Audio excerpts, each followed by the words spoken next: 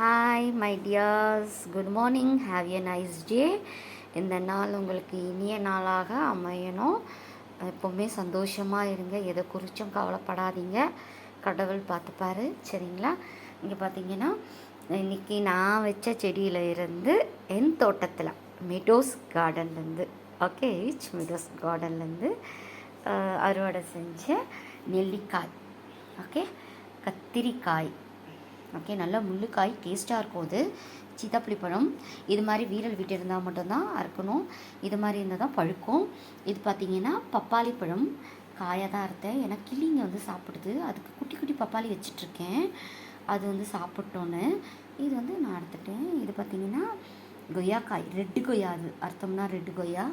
Next கொஞ்சம் mehndi leaves எனக்கு கைக்காக எடுத்திருக்கேன்.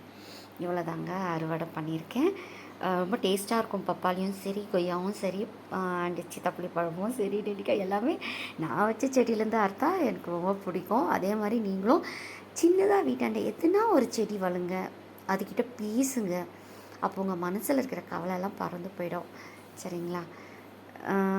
அதுவும் ஒரு ஜீவன். அதுலேருந்து நமக்கு எப்படி காய்ப்பு கனி தருது பாருங்கள்.